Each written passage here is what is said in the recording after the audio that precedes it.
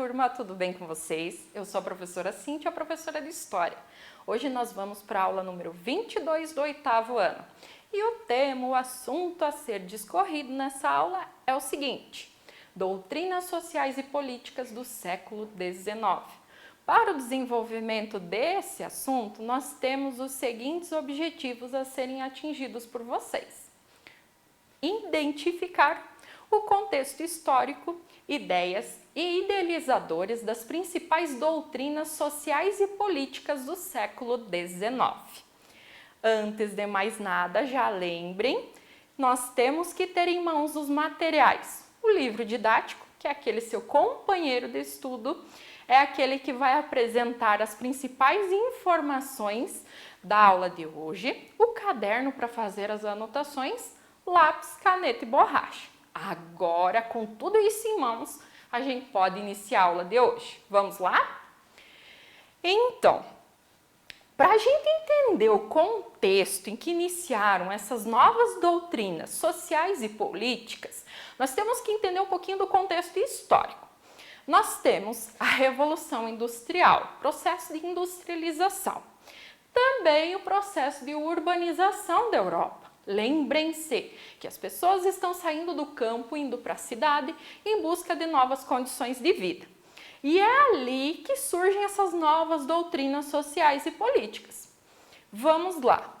Com o propósito de justificar o sistema econômico vigente, que era o capitalismo, foi elaborado o liberalismo, aquele que a gente viu lá no Iluminismo, que o nome já diz, de liberdade, o governo não interfere na economia.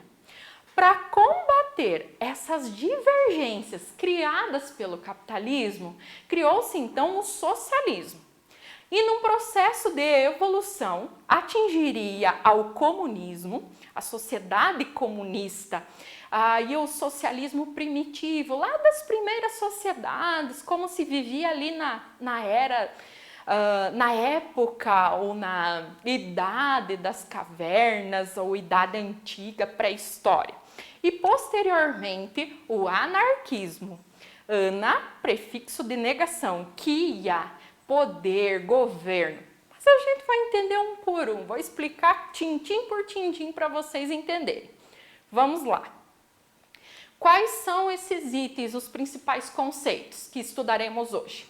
Capitalismo, liberalismo, o socialismo utópico, científico ou marxista, o socialismo cristão, o comunismo e também o anarquismo. Todas essas doutrinas, elas surgem principalmente no contexto, no advento da Revolução Industrial. Então, começamos pelo capitalismo. O capitalismo, ele pode ser encarado como uma organização tanto social, de sociedade, mas também uma organização econômica. E alguns ainda o encaram como uma ideologia. O capitalismo, ele vem de um longo desenvolvimento histórico, não surgiu do dia para a noite que as pessoas disseram, agora a gente está vivendo no capitalismo.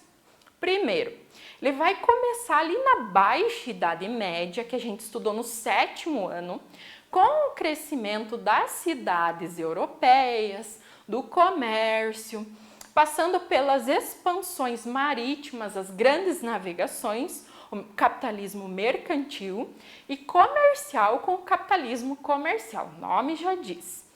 E do século XV. E chegou até a Revolução Industrial, quando a produção de riqueza se deu pela exploração dos operários nas fábricas. Lembrem-se, quando a gente estudou a Revolução Industrial, a gente falava do capitalismo industrial. Vamos lá. Dentro do capitalismo industrial, nós temos duas classes antagônicas, diferentes. Eu tenho o proletário, que vende a sua força de trabalho em troca de um salário. Lembrem-se que a gente falava do proletário, de prole, de filhos, porque além da sua força de trabalho, ele vai vender a força de trabalho dos filhos. E os capitalistas ou a burguesia industrial, que são os proprietários dos meios de produção que vão contratar os proletários. Então, nós temos duas classes: quem vende a força de trabalho, quem tem as máquinas, os modos, ou melhor, os meios de produção. As mercadorias, elas são colocadas à venda com valor superior ao que é utilizado para produzir. Então, o consumidor vai pagar, por exemplo, vamos pensar no exemplo. Eu fiz uma blusa, eu gastei nessa blusa com todo o material, eu gastei R$20, mas eu vou vender por 30. Então, eu tenho R$10 de lucro. Então, nesse sentido, é que se pensa, que se tem o pensamento capitalismo. O capitalismo, ele é baseado em quais características? Propriedade privada, então eu sou dona do meio de produção. Eu sou dona da fábrica, eu sou dona das máquinas de costura, eu sou dona de todo o equipamento necessário para a produção de mercadorias. Acumulação de capital, ou seja, aquela história. Eu gastei um valor para produzir a mercadoria, mas eu vendo ela mais cara do que aquilo que eu gastei, para eu ter lucro. A existência do trabalho assalariado, eu pago um salário aos meus funcionários, e a livre competição de preços e mercados. Aí eu deixei em destaque a vocês a questão do liberalismo, essa questão da livre competição de preços e mercados. Vamos lá. Liberalismo. Ele nasce principalmente no período iluminista, lá no século das luzes. Quais serão os teóricos ali que vão ganhar destaque? O John Locke e o Adam Smith. E a principal característica é a propriedade privada, assim como o capitalismo, como um direito natural, isso nasce comigo, é do ser humano, e ainda a liberdade de produzir e comercializar, só que sem interferência do governo nessa produção e nesse comércio, o que acontecia ali numa sociedade absolutista. E ainda este governo, ele tem por princípio garantir a ordem e a segurança para que o meu comércio, a minha produção funcione normalmente. Os liberais acreditavam que a economia ela tem leis próprias, ela funciona sozinha, ela não precisa de ter alguém que tem esse poder, que comande o que pode ser feito e o que não pode. Os preços, logo, eles variam conforme a oferta e a procura de cada produto. Se eu oferto muito produto, consequentemente, o preço vai baixar. Se tem pouco produto, o preço vai aumentar. Então, a livre concorrência vai eliminar as empresas menos eficientes. Percebam aí, a concorrência vai eliminar as menos eficientes. Na história do capitalismo, na essência do capitalismo, na essência do liberalismo, aquele que mais trabalha é aquele que vai ficar mais rico. Será que isso acontece de fato? Quando eu falo a livre concorrência entre as empresas, elimina as menos eficientes. Logo, o mercado, vamos pensar aqui na nossa cidade, o mercado potente, por exemplo, Germânia ou Forte Atacadista. De certa maneira, ele vai conseguir preços melhores para alguns produtos. E algumas pessoas que têm pequenas vendas, pequenos mercados, não vão conseguir manter um preço competitivo a essas grandes empresas como Forte, o Germânia, vamos pensar no Belém. Aí, volto a falar, as menos eficientes, aquelas que não conseguiram atrair mais consumidores, elas são eliminadas.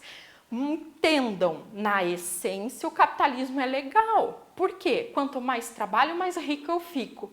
Mas, na verdade, isso aconteceu de fato? Será que hoje quem trabalha mais é mais rico? Vamos entender até o fim, a gente faz uma conclusão sobre isso. Para os liberais, as desigualdades elas são justificadas. Então, quem defende o liberalismo, ele diz que a desigualdade existe mesmo, pois elas se tratam de eventos normais e com o progresso elas tendem a diminuir. Mas será que isso funciona? Quanto mais trabalho, mais rico eu fico? É legal essa pergunta, Zezinho, para a gente começar a refletir. A expansão do capitalismo e do liberalismo, apesar de ter pontos positivos, como foi o progresso nas técnicas de produção, ela não promoveu tanto uma igualdade social como uma igualdade econômica. Na sociedade, a gente já viu que tem duas classes distintas. Economia tem pessoas, poucos tendo muito dinheiro e muitos tendo pouco dinheiro. Então, essa desigualdade continua. Então, neste sentido, nesse contexto, surgem propostas para acabar com essas injustiças e essas desigualdades, de forma a superar os problemas sociais. Aí, nesse contexto, surgem os primeiros pensadores socialistas, que defendiam modificação na sociedade capitalista, buscando uma organização dos trabalhadores em comunidades mais justas, com maior equilíbrio entre os segmentos sociais. Mas vamos entender, a essência também é legal, mas vamos ver se isso de fato aconteceu na prática. Vamos lá. Socialismo utópico. Primeiro, utopia é uma palavra que ela vai significar que essas ideias, essas teorias pensadas, elas só ficaram na mente das pessoas, elas não foram para a prática, ela não saiu do papel, ela não foi colocada em efetiva função. Mas nós temos que entender por quê. Foi com base nelas que mais tarde o socialismo científico ou marxista conseguiu sair desse papel e funcionar. Por exemplo, na Revolução Russa, que estudaremos no ano que vem. Mas vamos por partes. Então, a proposta do socialismo é o fim da propriedade privada dos meios de produção e das classes sociais. Então, eu não sou dona da minha fábrica, eu não sou dona das máquinas. Portanto, não haverá classe social mais rico, mais pobre. Todo mundo vai ter que trabalhar, vai ter um órgão, um governo, geralmente nas mãos dos trabalhadores, que vai comandar tudo isso. A ideia seria solucionar os problemas que a classe operária enfrentava por meio de projetos idealistas, de ideias, em geral voltados para grupos restritos, pequenos, por isso que acabou não saindo do papel. Nós vamos entender 3 socialistas utópicos. Começo pelo primeiro. Simon, ele dizia que a sociedade deveria ser dividida entre produtores, que seriam os industriais, operários, artistas, intelectuais e banqueiros, e os ociosos, aqueles que não fazem nada, os nobres e os clérigos. Ele propôs que o poder político fosse exercido pelos produtores mais eficazes e insistia na solidariedade social. É aquela coisa, se você tem demais, para que tudo isso? Vamos ser solidários com aquele que não tem. Por que não saiu do papel? Alguém poderia me dizer? Próximo, Owen. Ele era defensor da criação de cooperativas de produtores e consumidores e da educação universal, educação para todos. Na fábrica que ele tinha, ele adotou medidas que resultaram, sim, na melhoria das condições de trabalho, como a redução da jornada, assistência aos operários e também aos seus filhos, e a criação de cooperativas dentro da sua fábrica. Mas foi um pensamento que ficou restrito para o contexto que ele estava inserido. Isso não se espalhou. Essa questão de melhorar as condições de vida, reduzir a jornada, isso não era legal. Por quê? O capitalista cada vez quer mais dinheiro, mais lucro com isso. Ele tem que tirar mais em cima dos trabalhadores, dos seus funcionários. Volto. Charles ele vai propor a criação de falancérios, que seriam comunidades autônomas e autossuficientes, onde as pessoas viveriam de forma cooperativa e cada uma trabalharia de acordo com sua capacidade. Funcionou? Não, não saiu do papel. A ideia é interessante, comunidades autônomas sem interferência de um poder superior, autossuficiente no sentido de que iriam produzir o necessário para sobreviver, mais ou menos na ideia lá das aldeias indígenas do início da colonização do Brasil. Mas, volto a dizer, isso não saiu do papel. O que vai sair do papel? Marx e Engels, dois amigos pensadores, eles criticavam toda a sociedade capitalista, assim como os socialistas utópicos. Mas eles não apresentaram, eles diziam que os socialistas utópicos não apresentavam propostas concretas. Então, eles, com base nessas ideias, passaram a criar novas ideias, novas considerações para superar essas desigualdades. Quais são elas? Vamos entender. Socialismo científico, chama-se assim, ou marxista, por causa do seu idealizador Karl Marx, porque ela saiu do papel, era capaz de poderia ser experimentada. Tudo que é científico eu consigo comprovar por meio de experimento, por isso o socialismo científico é uma teoria racional e capaz de solucionar os problemas sociais. Para a teoria de Karl Marx e Friedrich Engels, a sociedade ela precisava de uma luta de classes. Quais seriam essas classes a lutar? A burguesia e o proletariado. Como isso funcionaria, vamos entender agora. Marx ele observou que no capitalismo a burguesia tinha todos os meios de produção. Era dona das fábricas, donas das ferramentas, enfim. E os trabalhadores, por sua vez, eles vendiam a sua força de trabalho em troca de um salário. Nós falamos isso na aula sobre os trabalhadores, e que esse salário era menor que de fato valia o trabalho desse proletário. Marx dizia que o burguês ele pagava apenas uma parte referente ao trabalho do proletário. Essa outra parte era lucro da burguesia, lucro do burguês, dono da fábrica. E isso ele chamava de mais-valia, que é a base da acumulação de capital promovida pelo sistema capitalista. Mas então, ó o Zezinho lá com cara pensativa, qual é a solução encontrada por Marx para resolver essa situação? A solução encontrada por Marx e Engels seria uma revolução dos trabalhadores.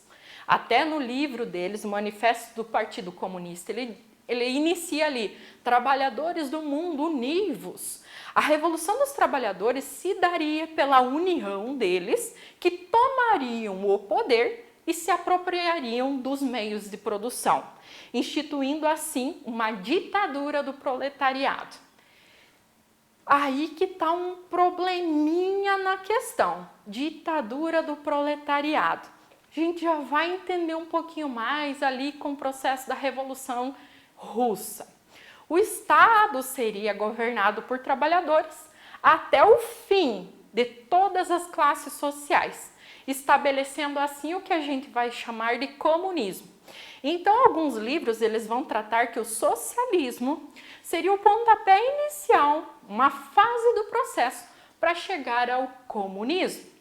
Muito bem, falei para vocês por algumas vezes que saiu do papel, saiu.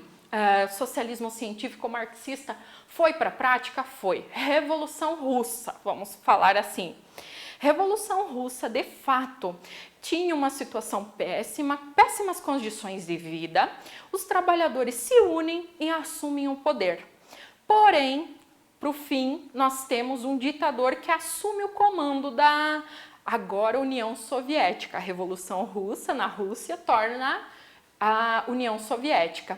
Muito bem, com o poder nas mãos deste ditador, Joseph Stalin, tudo aquilo que foi conquistado, esses direitos de igualdade, fim de classes, de certa forma foi abafado. Por quê? Porque ele vai tirar essa liberdade que as pessoas tinham. De certa forma, todos aqueles que eram contrários ao líder, a Stalin, eram eliminados do Estado. Então, até que ponto, para melhores condições de vida, muitas pessoas foram mortas. A questão é a seguinte, volto a frisar, o socialismo na sua essência também é perfeita a questão da fala, a questão da ideia. Porém, na prática, ao ser colocada em prática por pessoas, acabou perdendo a essência, assim como o capitalismo no fim perdeu também. Porque temos hoje essa desigualdade social. Nós estamos sendo privilegiados. Você que está assistindo essa aula hoje, que tem o equipamento, que tem esse acesso, você é um privilegiado. Tem gente que não tem luz em casa, não tem água encanada. Então, nesse sentido, essas desigualdades são latentes. Mas de que maneira resolver? Marx e Engels deram essa ideia. Na prática, não funcionou muito. E outra situação. O comunismo, que seria uma evolução do socialismo, ele é usado atualmente de forma deturpada. Fala-se a China comunista, porque país é comunista. Por quê? Falo que é deturpada porque a essência como foi pensada por Marx e Engels nunca saiu do papel. Então dizer que o Brasil vai virar comunista, porque por isso, por aquilo, calma lá. Entendam o socialismo para entender se de fato isso vai sair do papel no caso do Brasil. Já adianto para vocês. Será que essa questão da união desses trabalhadores, essa tomada de poder vai acontecer de fato? Até que ponto isso seria viável ou não? Voltando. Para instituir então o socialismo precisa de uma revolução? Guerra? Jesus amado! Uma experiência efetiva, como eu disse para vocês, foi a Revolução Russa, que aconteceu por meio da guerra.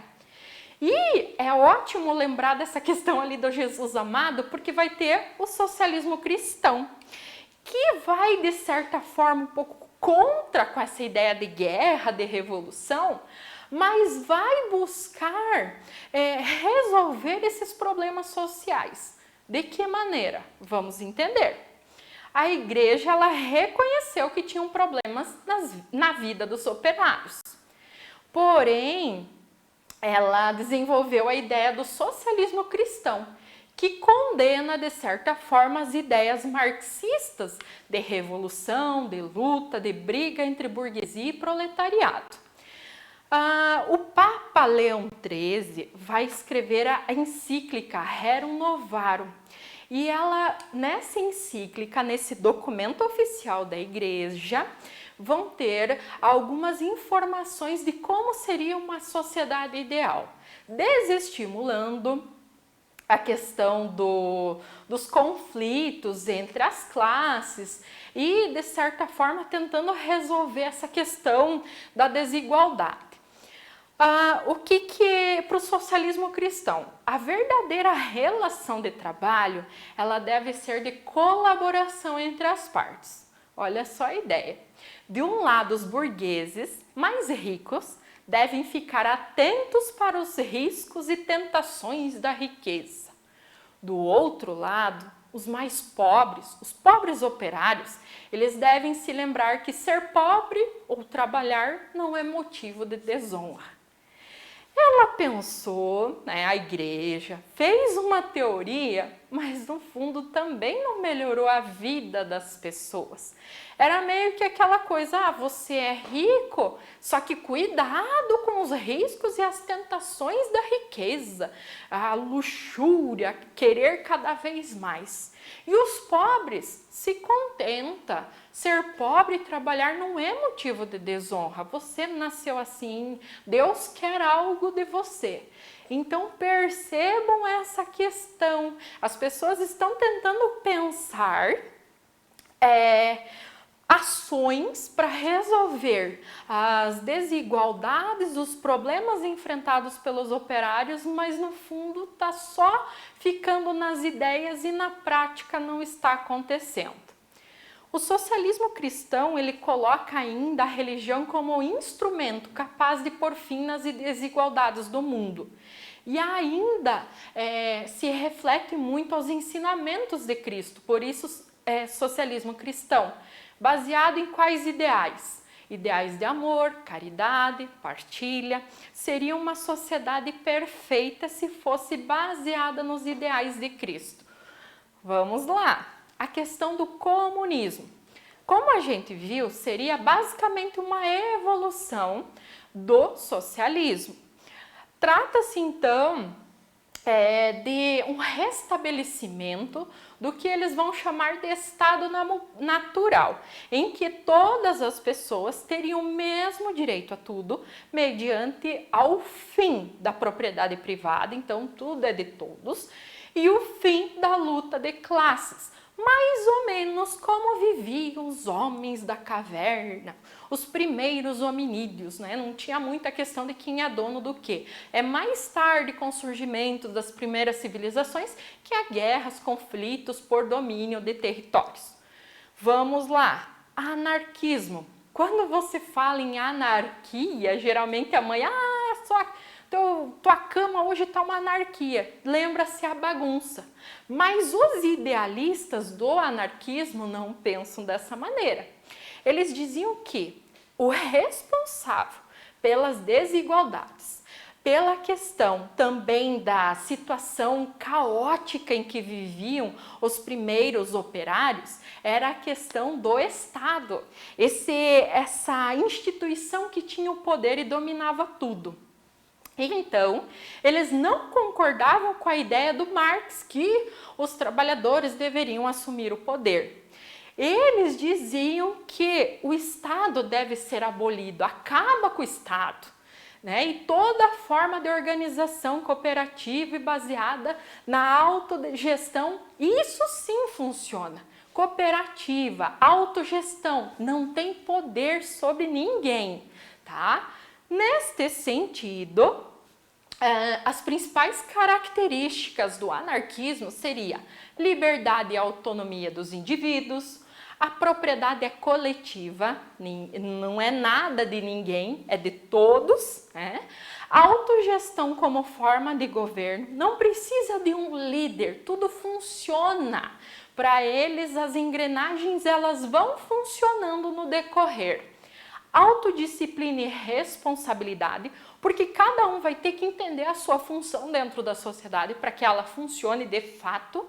A educação tem que ser libertária para você entender qual a sua função, o que você deve fazer, o que você pode fazer.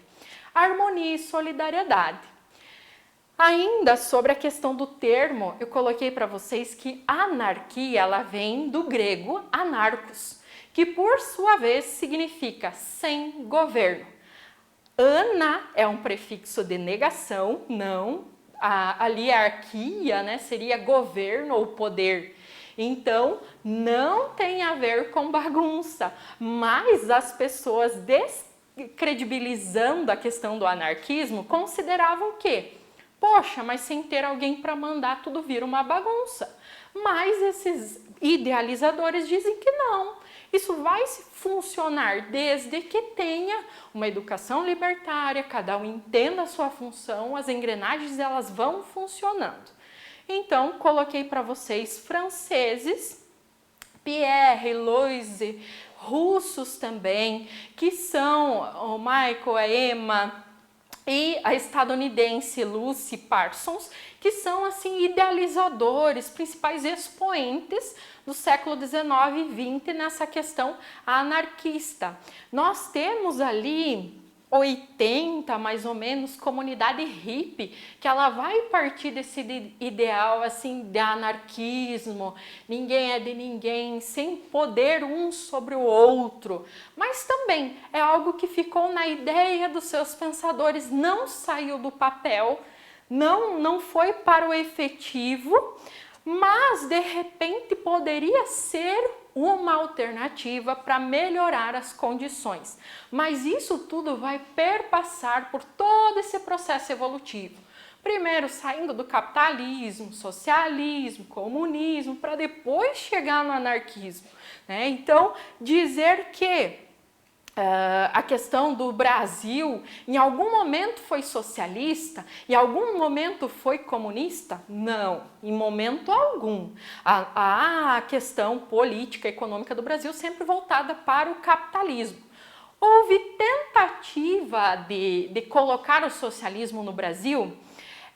Por exemplo, nós tivemos no governo Vargas a intentona comunista. Foi uma tentativa, mas foi suprimida fácil, tá? Agora, depois de toda essa teoria, eu sei que é muita coisa, são muitos nomes, muitos conceitos, mas tentem colocar para a vida de vocês o que é cada um, como funciona na sociedade. Não estou dizendo o que é certo e o que é errado. Nós estamos aqui para analisar o que os pensadores, os idealizadores de cada uma dessas doutrinas propôs para melhorar as condições de vida da população. E sabemos que até hoje perpetuam esses problemas de desigualdade, miséria, entre outros. Agora, vocês vão para a atividade com o propósito de revisar o que falamos, fixar alguns termos, para que mais tarde vocês compreendam novos assuntos. É importante entender o socialismo, o comunismo, para daqui a pouco vocês estudarem sobre a Guerra Fria, a Revolução Russa. Então, entender esses conceitos são fundamentais no entendimento de novos assuntos. Seria isso então. Bons estudos a todos, até a próxima. Um abraço e tchau!